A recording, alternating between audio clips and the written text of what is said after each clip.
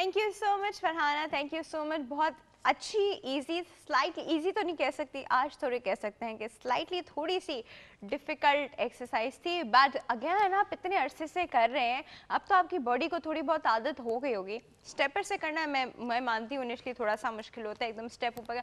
Stamina बहुत चाहिए इस चीज़ के लिए, लेकिन स्टैमिना अगर हम 1 महीने तक फॉलो करते आए तो बन गया होगा, और नहीं भी बना होगा तो अब बन जाएगा। स्टैमिना का क्या है, कभी भी बन सकता है। तो आप स्टैमिना बनाइए और ये एक्सरसाइज कीजिए। और जिस तरह उन्होंने बताया कि मेक श्योर कि आप स्टेपर जो आपका हो, आप उसकी साइड्स पे पाँव ना रखें, आप उसके सेंटर में पाँव रखें, एंड जो पाँव शुड बी स्ट्रेट, बिल्कुल सीधा हो आपका पाँव यूं या आप टेढ़ा या फिर इस तरह करके नहीं रख रहे। इस तरह करेंगे तो आपके पाँव में बल पड़ने के चांसेस हैं, मोच आने के चांसेस हैं।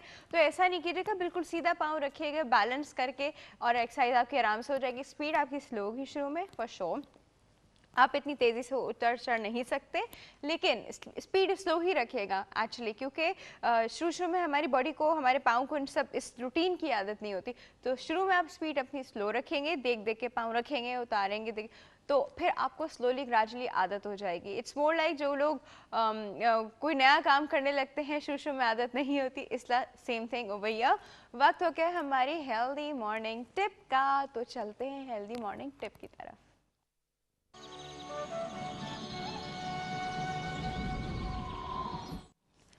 जी व्यूअर्स, आज की जो हेल्दी मॉर्निंग टिप है ना, वो मैंने एक रीज़न की वजह से बनाई है। इसलिए क्योंकि अक्सर मैं लोगों को देखती हूँ, उनको वो नॉर्मल ब्लड प्रेशर पता ही नहीं होता, उनको नॉर्मल पल्स रेट पता नहीं होता, उनको नॉर्मल टेम्परेचर पता नहीं, नॉर्मल जो इंसान की फिजिकल स्टेट होती है ना, उसका पता नहीं होता। अब मैंने कहा कि क्यों ना आप लोगों को ये बताएं कि एक इंसान जो बिल्कुल नॉर्मल है, उसमें कोई चीज़ डायग्नोस नहीं है, कोई चीज़ पता नहीं है कि ऐसी कोई चीज़ है या हो सकती है, उसकी मैं नॉर्मल स्टेट आपको बता रही हूँ।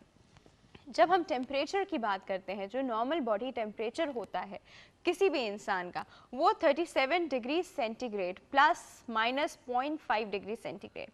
37 का प्लस माइनस 5 हो सकता है, इससे कोई फ़र्क नहीं पड़ता। आप 36.5 भी हो सकते हैं, आप 37.5 भी हो सकते हैं, कोई फ़र्क नहीं पड़ता इससे।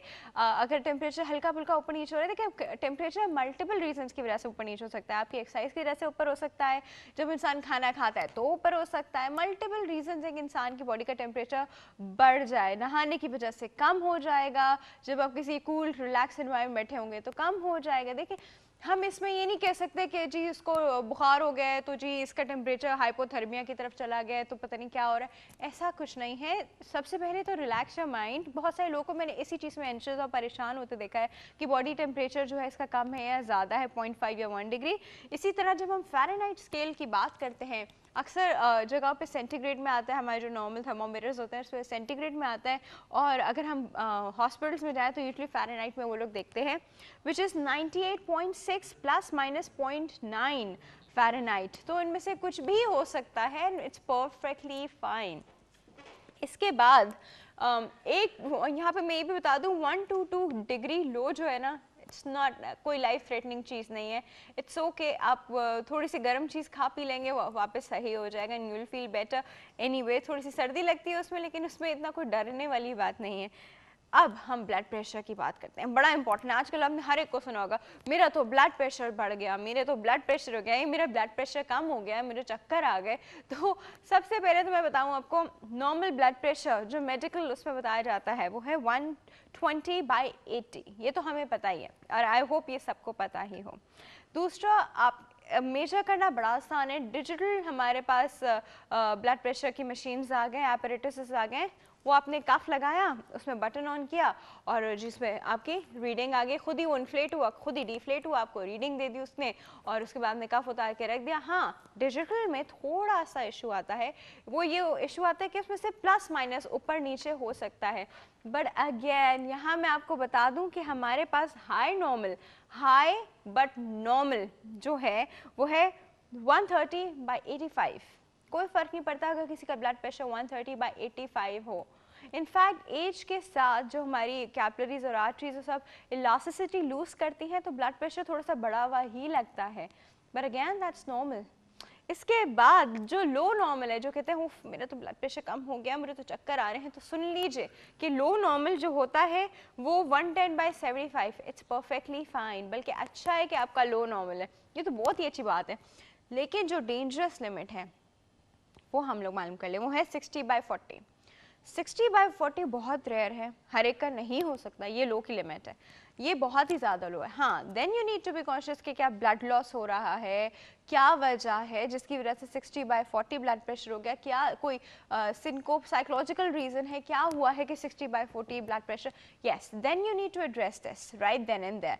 पर इससे बाद अगर इतना ये 110 और 75 और ये और वो, तो प्लीज़ इसमें परेशान होने वाली कोई बात नहीं है। उसके बाद हम बात करते हैं बॉडी मास इंडेक्स की। We need to know body mass index, यानी BMI जिसे हम कहते हैं कि नॉर्मल बॉडी वेट कितना होना चाहिए। अब लोगों को ये भी नहीं पता कि नॉर्मल बॉडी, इनफैक्ट अभी मैं देख रही थी प्लान्स में लोग यही पूछ रहे होते कि हमारा नॉर्मल बॉडी वेट कितना होना चाहिए। आपके लिए इतना आसान है कैलकुलेट करना, एक चार्ट बना हुआ है, उस चार्ट में जिसका 18.5 से कम आएगा रेशो, BMI, आप कोई भी इंटरनेट पे जाए BMI का एक कैलकुलेशन आती है, इट्स लाइक अ रेशो निकालते हैं, और वो रेशो अगर आपकी 18.5 से कम आए तो फिर आप जो कहते हैं मैल न्यूट्रिशन, हाइपो की तरफ जाते हैं कि अब आपको आपकी बॉडी को और ज़्यादा ज़रूरत है खाने की, आपकी बॉडी को और ज़्यादा ज़रूरत है मास की। पर अगर आप 19 से 24.9 के बीच में आते हैं तो that's a perfectly normal BMI, आप ओवरवेट नहीं है। आप 18.5 में अंडरवेट है, इसमें आप ओवरवेट नहीं है, इसमें आप बिल्कुल नॉर्मल वेट में हैं।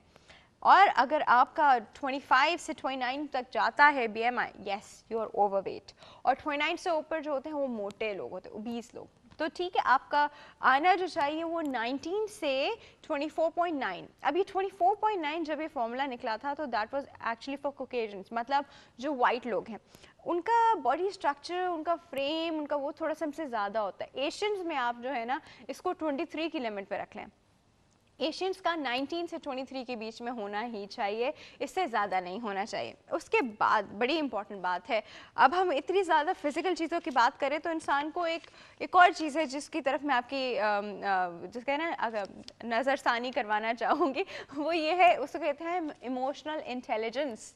हर इंसान की इमोशनल इंटेलिजेंस, एक वक्त में हम लोग बात करते थे IQ की, अब हम बात करते हैं EQ की।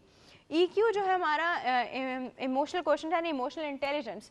अब इमोशनल इंटेलिजेंस क्या होती है नॉर्मल इंसान की, मैं इस तो अभी आप तो मैं सिर्फ नॉर्मली की बात कर रही हूँ। इट्स एबिलिटी टू परसीव, किसी चीज़ को देखना, उसको समझना, उसको इवेल्युएट करना, उसके अंदर उसके इमोशंस को। अब देखिए, कुछ इंसान EQ के साथ जो होता है वो बॉर्न होता है, कुछ उसके अंदर होता है जिसके साथ वो पैदा हुआ है, कुछ वो सीखता है। अब EQ लेवल जो है अबव कहते हैं 60, इट्स गुड।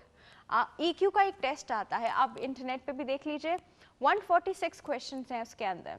आपको थोड़ा सा टाइम लगेगा वो क्वेश्चन सॉल्व करते हैं, बट एक बार आप सॉल्व कर लेंगे तो you will get to know exactly where you standing, आपको किस एरिया में इम्प्रूव करने की ज़रूरत है।